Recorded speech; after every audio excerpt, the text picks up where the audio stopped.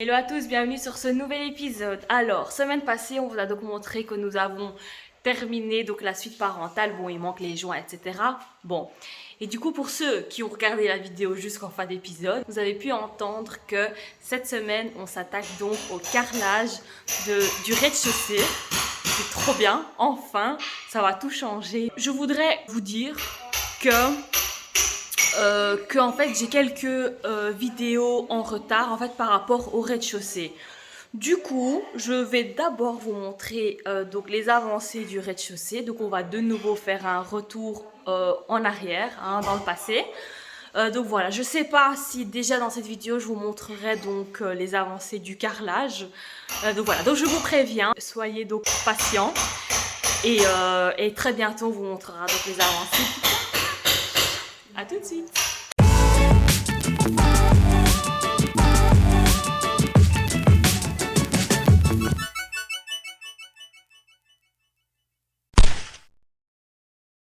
On est en train de réfléchir quant à la position de notre radiateur.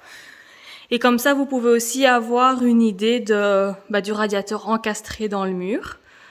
Donc voilà, on hésite à le mettre donc à cette hauteur-ci en laissant 10 cm entre la tablette et le radiateur. Bon, sur la caméra, ça donne bizarre pour vous parce que du coup, vous avez l'impression que ceci, c'est le sol. Mais non, en dessous, il y a encore une hauteur. Tiens, il y a un coup. Non! Yep. Une petite technique pour essayer de plier vos tuyaux d'eau, mais vous n'avez pas l'ustensile adéquat. Le risque, c'est que si vous le pliez à main nue comme ça, vous risquez en fait de le croquer. Et en fait, une petite technique, c'est d'utiliser un câble d'électricité. Le fait qu'il soit dedans, ça l'empêchera en fait de croquer. Regarde ici, quand on le croque, donc on va plier, plier, plier, plier. Au final, on va croquer ici. On voit très bien. Si on met le câble dedans, on va plier. Avant qu'il croque, il faut. Et même comme ça. Ça croque pas du tout. Voilà, c'est bon, ça va. Ça passe.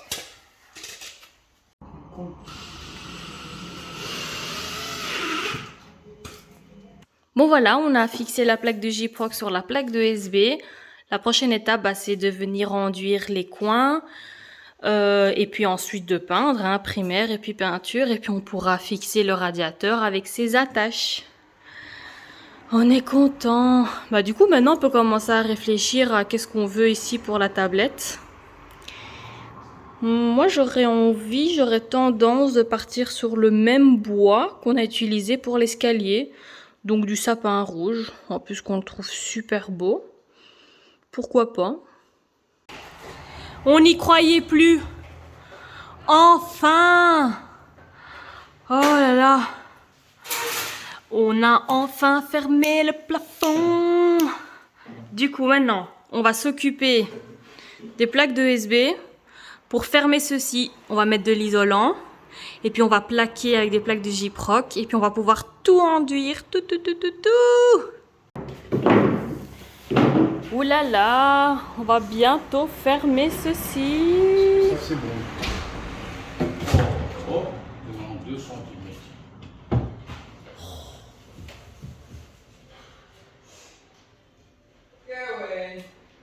Oui, Tout le temps, tu fais tomber de l'eau.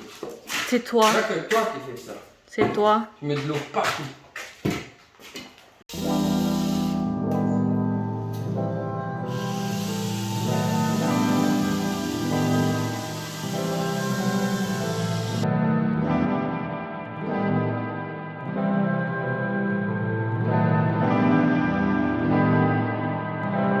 Hello les gars, nous sommes dimanche, nous sommes venus exprès pour venir ranger ce bordel, Dilly bordel. Attendez, ici ça va encore. Regardez-moi ça ici. Oui, vous pouvez le dire. Oh là là là là là là. Objectif d'aujourd'hui, c'est de... vous voyez là, il y avait donc le carrelage pour la salle de bain. On a donc vide. Il nous reste plus que une boîte et demie. Donc voilà, du coup, on va pouvoir libérer cet espace-là, enlever la palette. Et là, en fait, ce sont tous des sacs que nous devons aller jeter au container park. Donc, nous sommes venus en camionnette aujourd'hui, donc nous allons mettre tout ça là dans la camionnette et John s'en chargera demain.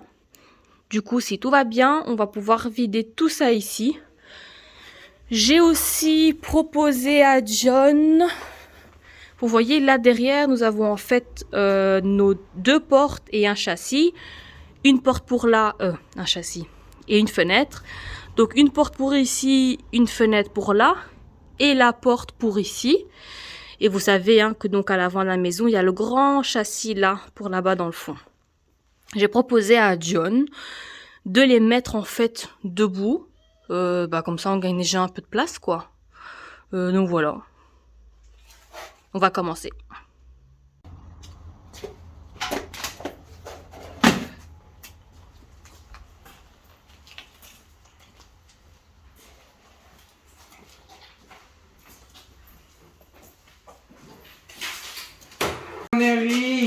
L'autre jour, j'avais acheté ça à l'Aldi et John, il m'avait dit « Oh non, c'est des conneries ça !» Oh oh. Et je pense qu'aujourd'hui, on pourra s'en servir pour le frigo. Oh là là, quelle connerie. Bon, ça marche pas, mais les roulettes...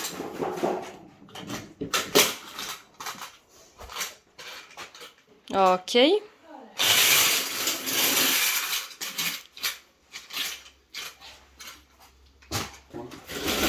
Alors, est-ce que ça fonctionne ou pas? Alors, ce truc-là, il va foutre le camp. Oui, il faut dire aussi que le sol n'est pas... Ouais, c'est ça, c'est de la coyanade. Bon, ça va, je vais t'aider, attends. Bah voilà, on a réussi. Au moins, on n'a pas dû le porter. Mais c'était fastidieux. Comme ça? Ouais. 1, 2. Tu veux que je le mette là-bas? Non, vas-y toi, mets-toi d'abord. Non, tu dois le prendre comme ça. Dans le sens, mets-toi ton genou au sol. Voilà. Prends-le dans l'autre sens. Tu l'as? C'est bon? Allez. Ok. C'est bon? Ouais. C'est bon? Voilà. Si? Moi pas. Chez moi, il est cool. Chez moi pas. Vas-y, lâche. Lâche. Je lâche? Ouais. Il est bon? Ah bah là, il est pour le mettre. Il est bon? Mick, il a fait un truc magique il y a 2 secondes. Attention, tu vas prendre une décharge. Arrête! Ok, ça va, ok. C'est lequel? Ok, ça va, recule alors. Comme ça, tu vois les trois. Oui! Tu vois ça, ok? Ok, ok, start. Ouh! Ouais! Waouh, c'est magique! Du coup, on se trouve dans la cuisine. Et en fait, ici, on a un interrupteur simple, donc depuis le garage, pour pouvoir allumer ou éteindre la cuisine. Et ici, on a un interrupteur double pour éteindre, allumer la cuisine et la salle à manger. Ça commence à prendre forme.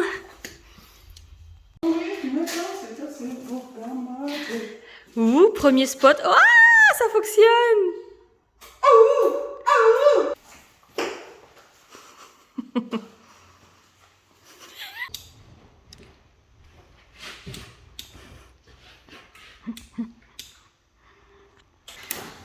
Vas-y, à toi, John. À toi, Mick. Oh! Non! En fait, si tu appuies là, tu ouvres là-bas. Oui, si tu appuies ici, c'est le... En fait, nous avons 3 interrupteurs pour la salle à manger. C'est lui. Au niveau de la porte d'entrée, au niveau de la cage d'escalier. Parce que on s'est dit que si on va dormir le soir, en passant par la cage d'escalier, on n'a pas forcément envie de repasser par la porte d'entrée pour monter. Et on se dit que donc dans la cuisine, je sais pas, quand on partira de la maison, on partira en voiture via le garage, au moins on peut éteindre la salle à manger via la cuisine. De base, je voulais aussi pouvoir éteindre de la cuisine le salon. Mais en fait, ça fait beaucoup plus de câbles et ça fait beaucoup plus d'interrupteurs. Regardez, là, déjà à la porte d'entrée, on a 3 interrupteurs. Et ici, au niveau de la cage d'escalier, nous en avons 4. Parce que du coup, il y a exactement les mêmes qu'à la porte d'entrée, plus la cage d'escalier au complet. Donc, et parce que dites-vous, je voulais aussi mettre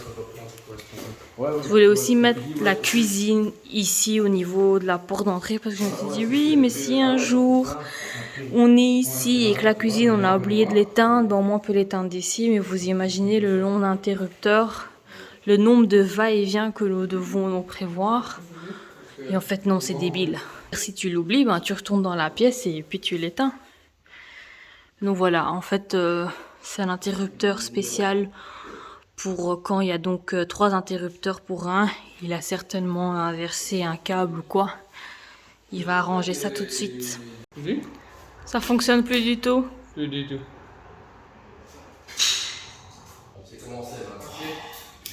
C'est bon? On a trouvé! Enfin, ils ont trouvé.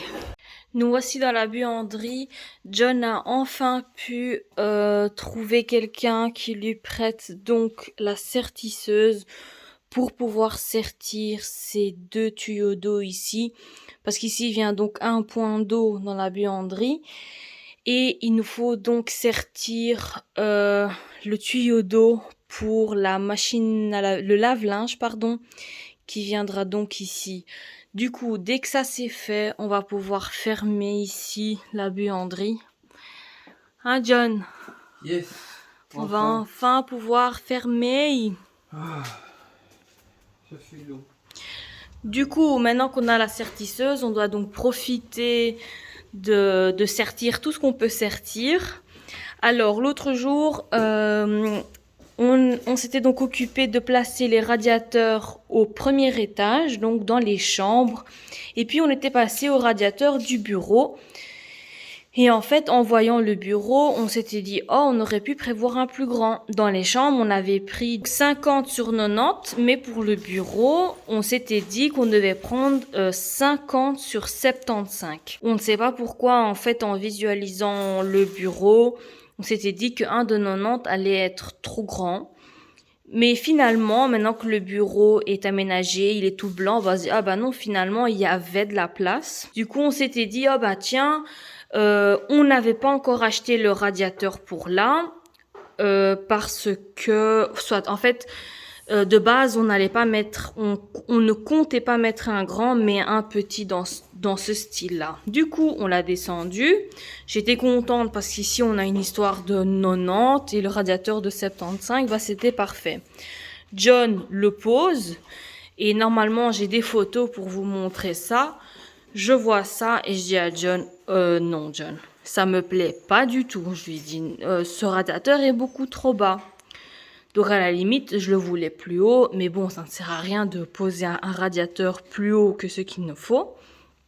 Et je lui avais dit, ben tiens, il faudrait en fait un radiateur plus haut. Mais du coup, ça donnait une forme carrée, forme que ni John ni moi aimons. Comme il était là, j'ai dit, ah bah tiens John, viens, posons ce radiateur-là pour voir ce que ça donne. Et moi, je lui dis, oui John, c'est ça qu'il faut pas qu'on cherche plus loin.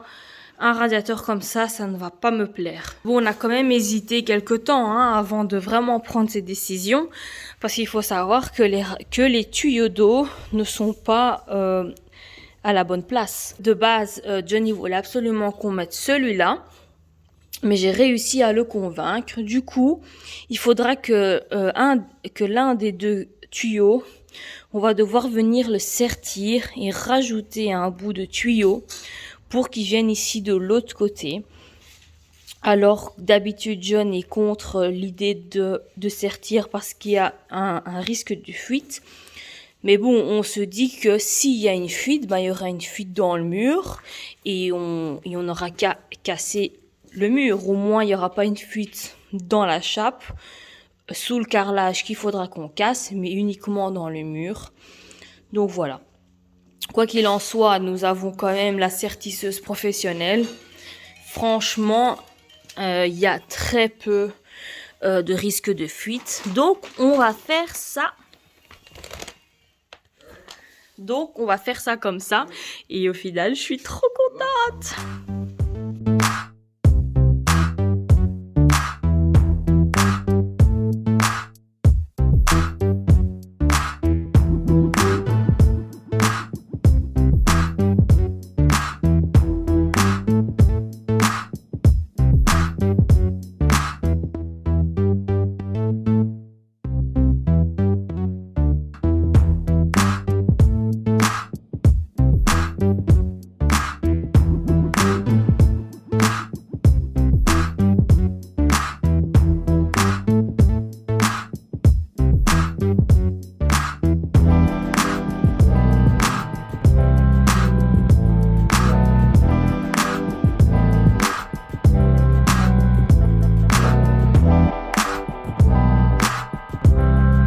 Ok, nous avons plusieurs problèmes. Premièrement, nous avons donc collé cette plaque de Gyproc sur la brique, mais pour rattraper en fait le mur, la plaque de Gyproc se retrouve carrément à 3 cm de la brique, donc il y a quand même un vide. Du coup, premier problème, bah évidemment ça ne va pas. Il y a la plaque qui casse. On va devoir casser et à mon avis, on va venir remplir en fait avec des plaques d'OSB pour remplir donc le creux qu'il existe. Deuxième problème, bah voilà, c'est la première fois qu'on le place et on s'est trompé en fait avec les calculs.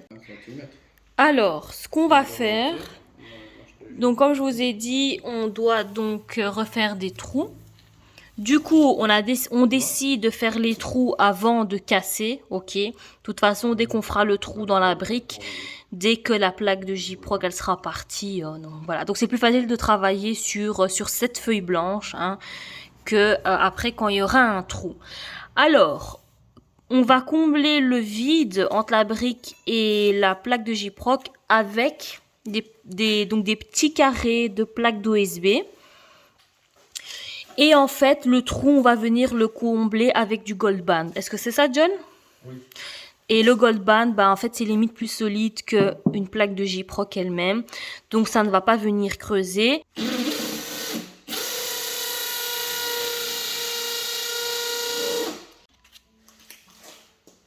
Deux nénettes. C'est pas normal.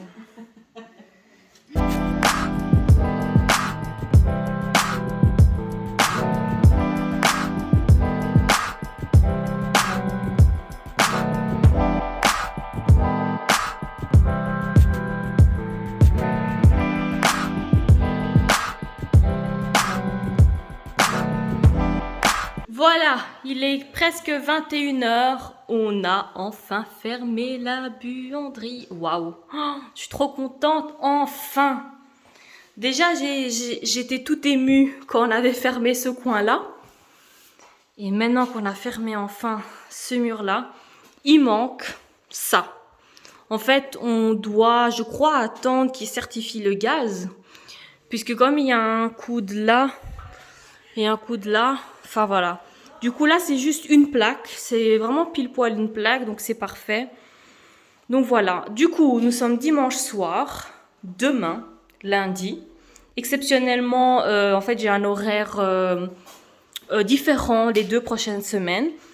Du coup, je travaille que jeudi et vendredi. Donc, demain et mardi, nous sommes donc disponibles. Et mon père vient aussi. Et vous savez ce qu'on va faire? On va carreler. Enfin, nous allons carreler au rez-de-chaussée. Alors, idéalement, j'aurais aimé vider tout, donc le salon, salle à manger, et stocker le bordel dans le garage.